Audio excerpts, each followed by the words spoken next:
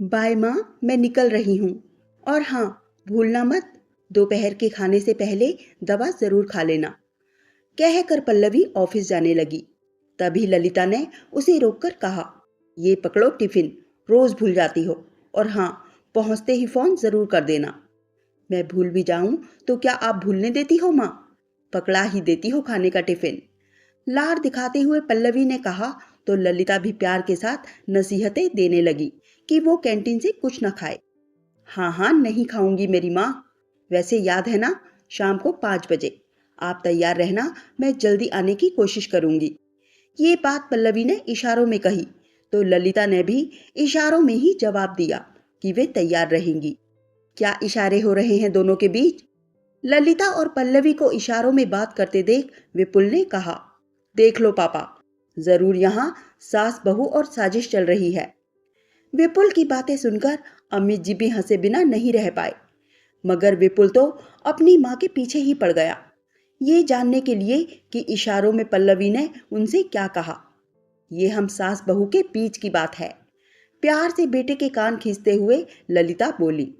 बेचारा विपुल बिना बात को जाने ही ऑफिस चला गया। दोनों को ऑफिस भेजकर ललिता 2 कप चाय बना लाई और फिर इत्मीनान से अमित जी की बगल में बैठ गई। चाय पीते हुए अमित जी एकटक ललिता को देख देखकर मुस्कुराए जा रहे थे। इतना क्यों मुस्कुरा रहे हो? क्या गम है जिसे छिपा रहे हो? ललिता ने शायराना अंदाज में पूछा तो उनकी हंसी छूट गई। कहने लगे, मुस्कुरा इसलिए रहा हूं कि तुम भी ना अजीब हो। अरे बता देती बेचारे को कि तुम सास बहू का क्या प्रोग्राम है। लेकिन जो भी हो, तुम सास बहू की बॉन्डिंग देखकर मन को बड़ा सुकून मिलता है, वरना तो सास बहू के झगड़े सुन सुनकर मेरा दिमाग घूम जाता है। हाल ही में मैंने अखबार में एक खबर पढ़ी जिसमें लिखा था, सास से तंग आकर एक बहू 12वीं मंजिल से कूद गई और जानती हो, पहले उसने अपने 2.5 साल के बेटे को फेंका और फिर खुद कूद गई, जिससे दोनों की मौत हो गई। सच कह रहा हूं ललिता, ये पढ़कर तो मेरा दिल ही बैठ गया था। अमित जी की बातें सुनकर ललिता का भी दिल दहल गया। सोचो जरा, उस इंसान पर क्या बीतती होगी जिसे ना तो माँ समझ पाती है और ना ही पत्नी। पिसता रहता है बेचारा माँ और पत्नी के बीच। सही कह रहे हैं आप।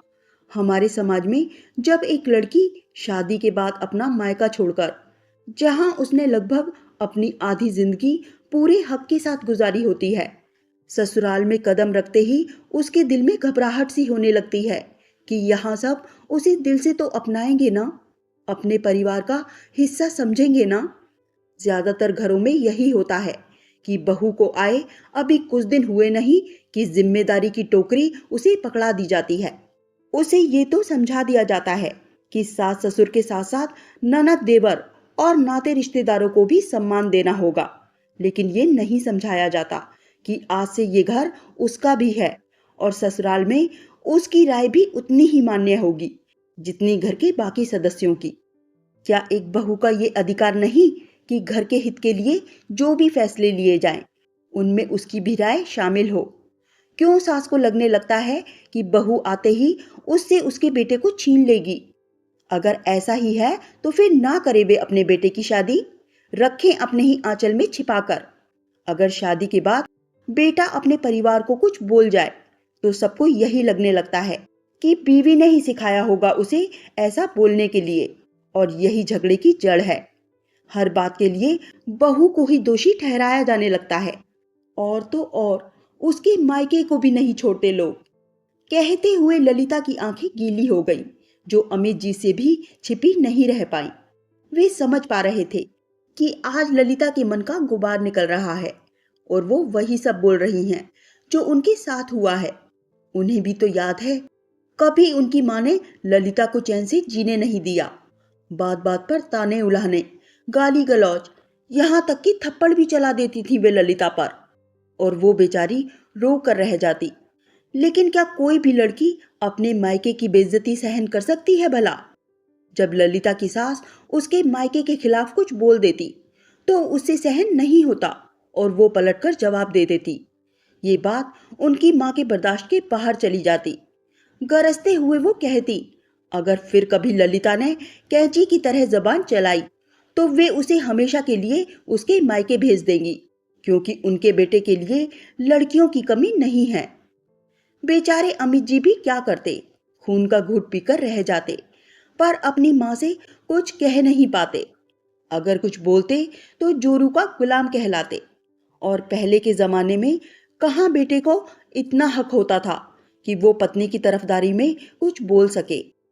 मैंने तो पहले ही सोच लिया था अमित जी कि जब मेरी बहू का गृह प्रवेश होगा तो उसे सिर्फ कर्तव्यों, दायित्वों, जिम्मेदारियों और फर्ज की टोकरी ही नहीं थमाऊंगी, बल्कि उसे उसके हक और अधिकारों का गुलदस्ता भी दूंगी, क्योंकि आखिर वो भी तो अपनी ससुराल में कुछ उम्मीदें लेकर आएगी। और अगर तुम्हारी बहू ही अच्छे विचारों वाली नहीं आती तब तब कैसे निभाती उससे? अम्मी जी ने पूछा। अपने पति की बातों पर वे हंसी और फिर कहने लगी, मैंने ये भी सोचा था कि शायद मेरी बहू मेरे मन मुताबिक ना आए, लेकिन फिर भी मैं उससे निभाऊंगी, उसे इतना प्यार दूंगी कि वो भी मेरे रंग में रंग जाएगी। जानते हैं अमित जी, अगर एक औरत चाहे तो फिर चाहे वो सास हो या बहू, अपने रिश्ते को बिगाड़ भी सकती है, और चाहे तो अपनी सूझबूझ से रिश्ते को कभी न टूटने वाले पक्के धागे में पिरोकर रख भी सकती है। हर लड़की चाहती है कि वो एक अच्छी बहू बने, पर इसके लिए सास को भी तो अपनी जिम्मेदारी समझनी होगी ना। अगर घर के किसी फैसले में बहू की सहमति ना ले, उसे पराई समझे, तो वो हमें कितना अपना पाएगी? बोलिए। उफ, बातों बातों में समय का पता ही नहीं चला। घड़ी की तरफ देखते हुए ललिता ने कहा, आज आपको दुकान पर नहीं जाना क्या? सोच रहा हूं आज ना जाऊं, वैसे भी लेट हो गया हूं, और मंदी के कारण वैसे भी ग्राहक कम ही आते हैं। अमित जी ने कहा। उनका अपना कपड़े का व्यापार था। पर ये तो बताओ कि तुम सास बहू ने क्या प्रोग्राम बनाया है, मुझे तो बता दो, वे बोले। अमित जी के पूछने पर पहले तो ललिता झूठे सच्चे बहाने बनाने लगी, पर जब उन्होंने जोर दिया तो बोली, आज हम सास बहू फिल्म देखने जा रही हैं। अच्छा, कौन सी? पूछते हुए अमित जी की आंखें चमक उठी। अरे, वो करीना कपूर और सोनम कपूर की कोई नई फिल्म आई है ना? क्या नाम है उसका?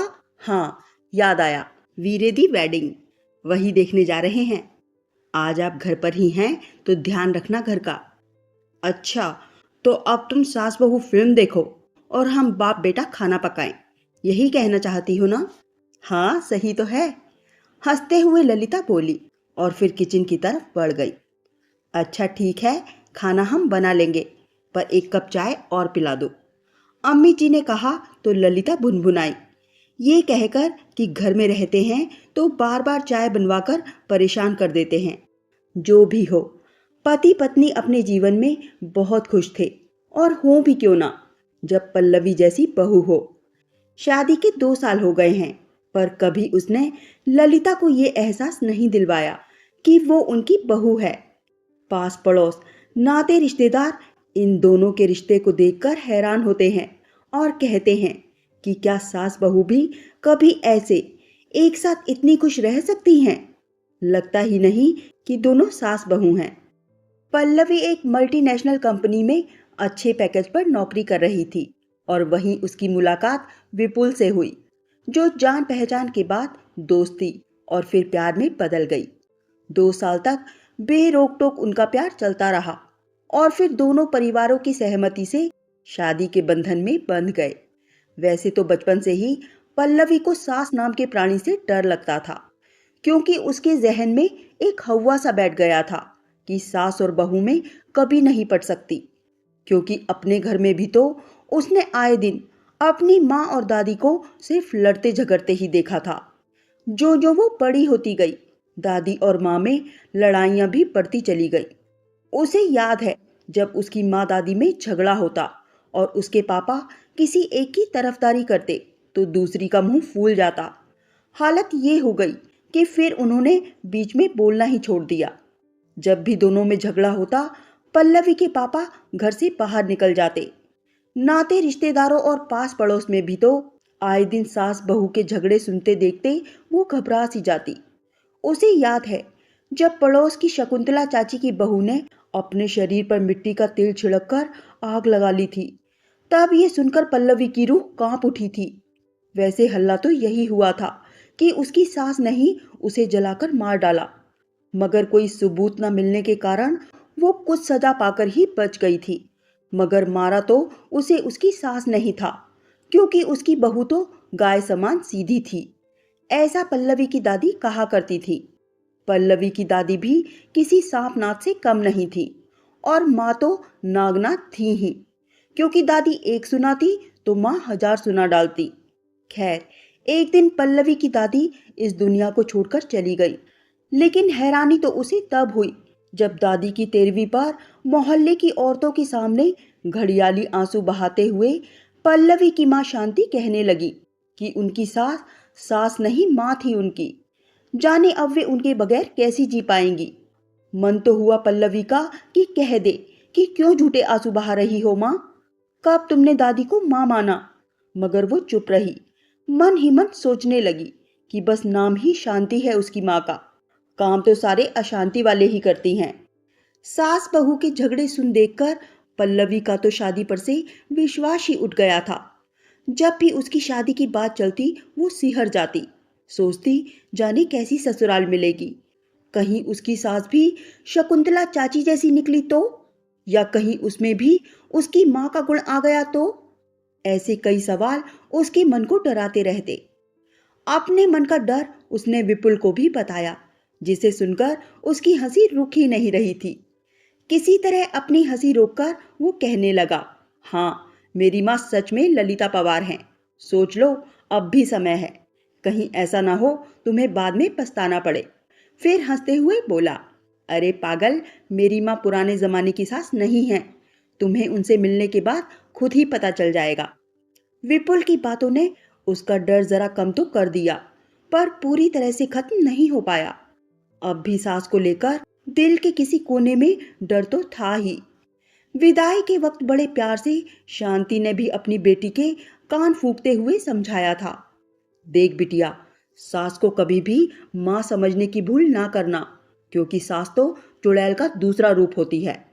देखा नहीं अपनी दादी को, तू भी माजी माजी कहकर उसे अपने सिर पर मत बैठा लेना। पैरों में तेल मालिश वालिश की आदत तो डालना ही मत, नहीं तो मरते दम तक तुमसे सेवा करवाती रहेगी। और सबसे बड़ी बात, पति को अपनी मुट्ठी में रखना, और उसके कमाए पैसों को भी। अपनी कमाई तो उसे छूने भी मत देना। एक बार मुंह को खून लग जाए तो आदत पड़ जाती है। समझ रही हो ना मेरे कहने का मतलब। अपनी माँ की कुछ बातों को उसने आत्मसात कर लिया तो कुछ को नहीं। ससुराल में जब पल्लवी ने पहला कदम रखा तो सबसे पहले उसका सामना ललिता यानी अपनी सास से ही हुआ। उनका भरा हुआ रोबीला चेहरा, लंबा चर्बी से लदा शरीर देखकर ही वो डर गई। लगा जैसा नाम वैसा ही रूप, और जिस तरह से वो आत्मविश्वास से भरी आवाज में बातें करती, पल्लवी कांप जाती। वो समझ गई कि उसका हाल भी वही होने वाला है जो बेचारी और बहुओं का होता आया है। मगर हफ्ता 10 दिन में ही जान लिया पल्लवी ने कि यथा नाम तथा गुण वाली कहावत ललिता पर कहीं से भी लागू नहीं होती है। तेज तर्रार, कैंची की तरह जुबान और सास वाला रोब तो जरा भी नहीं था उनके पास। एक दिन जब वो अपनी माँ को याद करके रोने लगी तो उसकी सास ने उसे सीने से लगा लिया और कहा कि वो उसे सास नहीं माँ समझे, और जब मन हो जाकर अपनी माँ से मिल आए। किसी बात की रोक टोक नहीं है यहाँ उस पर, क्योंकि ये उसका भी घर है। जैसे उनके लिए उनकी बेटी है, वैसे ही बहू भी। और सिर्फ कहा ही नहीं, ललिता ने करके भी दिखाया, क्योंकि पल्लवी को नए माहौल में ढलने और वहां के लोगों की पसंद नापसंद को समझने के लिए उसे पर्याप्त समय दिया। अगर पल्लवी से कोई गलती हो जाती तो एक माँ की तरह बड़े प्यार से वो उसे सिखाने की कोशिश करती।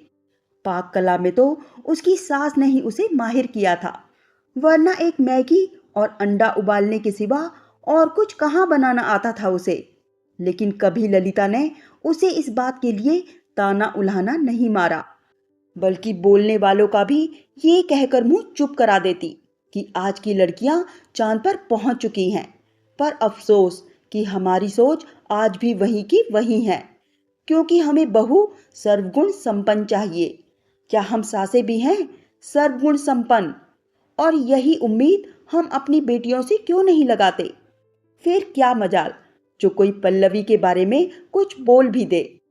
उस दिन ललिता की बातें सुनकर दिल से पल्लवी ने अपनी सास को मां समझा और सोच लिया कि वो कैसा रिश्ता निभाएगी अपनी सास से। कभी ललिता ने ये नहीं जताया कि विपुल उनका बेटा है तो विपुल पर पहला अधिकार भी उनका ही है, और ना ही कभी पल्लवी ने ऐसा जताया कि अब उसके पति पर सिर्फ उसका अधिकार है। जब कभी बेटे बहू में किसी बात को लेकर बहस छिड़ जाती तो ललिता अपनी बहू का ही साथ देती। इससे पल्लवी के मन में ललिता के प्रति सम्मान और बढ़ता गया। धीरे धीरे वो अपनी सास के और करीब आने लगी, उनके साथ पूरी तरह से खुलने लगी। कोई भी काम होता तो वो ललिता से पूछकर ही करती। उसका जो डर था सास को लेकर वो अब दूर हो चुका था। अपने आप से ही कहती पल्लवी, लोग कहते हैं अच्छी बहू बनना और सूर्य पर जाना एक ही बात है, लेकिन अगर मैं एक अच्छी बेटी हूं तो अच्छी बहू क्यों नहीं बन सकती? माँ दादी को मैंने हमेशा लड़ते झगड़ते देखा है, लेकिन गलती सिर्फ दादी की ही नहीं होती थी। माँ चाहती तो सास बहू के रिश्ते को संवार सकती थी, पर उन्होंने और बिगाड़ा रिश्ते को। सास के प्रति मुझे भी उन्होंने वही सब सिखाया, पर मैं उनकी बातों में नहीं आई, क्योंकि मैं जानती थी कि सामने वाले मुझे वही देंगे जो मैं उन्हें दूंगी, और ताली कभी एक हाथ से नहीं बजती। शादी के बाद एक लड़की का रिश्ता सिर्फ अपने पति से ही नहीं जुड़ता, बल्कि ससुराल के बाकी सदस्यों से भी खास रिश्ता बन जाता है। ये बात क्यों नहीं समझती लड़कियां? अगर अपने घर का माहौल हमेशा अच्छा और खुशी से भरा रखना है तो मुझे अपनी माँ की बातें भूलनी होंगी। और फिर सिर्फ पति पत्नी में ही 7 वचन क्यों, सास बहू भी क्यों ना कुछ वचनों में बंध जाएं, ताकि जीवन सुखमय बीत सके। उसी दिन ठान लिया पल्लवी ने कि वे सास बहू भी कुछ वचनों में बंधेंगी और अपने रिश्ते को एक नया नाम देंगी, अनोखा रिश्ता। अब पल्लवी अपनी सास की हर पसंद नापसंद को जानने समझने लगी थी। चाहे शॉपिंग पर जाना हो, फिल्म देखने जाना हो, या घर में बैठकर सास बहू सीरियल देखना हो, दोनों साथ देखती। अब तो पल्लवी ने ललिता को व्हाट्सएप, फेसबुक, लैपटॉप, यहाँ तक कि कार चलाना भी सिखा दिया था। अब वो भी अपनी बहू के साथ जाकर और औरतों की तरह स्टाइलिश सूट खरीद लाती। वजन भी बहुत कम कर लिया था। आखिर दोनों सास बहू रोज वॉक पर जो जाती थी। अपने हल्के शरीर को देखकर बहुत खुश होती ललिता, और उसका सारा श्रेय देती अपनी बहू को, जिसके कारण उनमें इतना बड़ा बदलाव आया था। वरना तो 5 गज की साड़ी में ही लिपटी उनकी जिंदगी गुजर रही थी। एक दिन चुटकी लेते हुए अमित जी ने कहा भी, कहीं तुम ललिता पवार से 0 फिगर साइज वाली करीना ना बन जाओ। फिर मेरा क्या होगा श्रीमती जी? हाँ बनूंगी ही, आपको क्यों जलन हो रही है? ललिता बोली। अरे मैं क्यों जलने लगा भाई? अच्छा है बन जाओ करीना की तरह, मेरे लिए तो और भी अच्छा ही है ना, वरना तो ट्रक के साथ आधी से ज्यादा उम्र बीत ही गई मेरी। कहकर अमित जी हंस पड़े, पर ललिता बड़बड़ा उठी। दोनों की इस तरह की नोकझोंक देखकर पल्लवी और विपुल हंस पड़ते। एक दिन जब पल्लवी ने अपने लिए स्टाइलिश ड्रेस खरीदी तो ललिता के लिए भी खरीद लाई। वैसे विपुल ने मना किया था कि मत खरीदो, मां नहीं पहनेंगी, पर वो ले ही आई। अरे ये क्या ले आई बहू? नहीं नहीं, मैं ये सब नहीं पहनूंगी, लोग क्या कहेंगे, और मेरी उम्र तो देखो। स्टाइलिश ड्रेस एक तरफ रखते हुए ललिता ने कहा तो पल्लवी बोली, उम्र क्यों नहीं है? अभी आपकी उम्र ही क्या हुई है माँ? लगता है कि आप 50 की हैं। लोगों की परवाह छोड़िए, बस वही पहनिए जो आपको अच्छा लगता है, और मुझे पता है आपका स्टाइलिश ड्रेस पहनने का बड़ा मन है, आप ये जरूर पहनेंगी।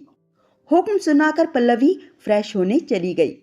ललिता उसे जाते देखकर सोचने लगी कि ये कैसा अनोखा रिश्ता है उन सास बहू का। दोस्तों, अगर आपको ये कहानी थोड़ी सी भी अच्छी लगी हो तो लाइक करना मत भूलिए। मिलते हैं एक नई कहानी के साथ। बहुत बहुत धन्यवाद।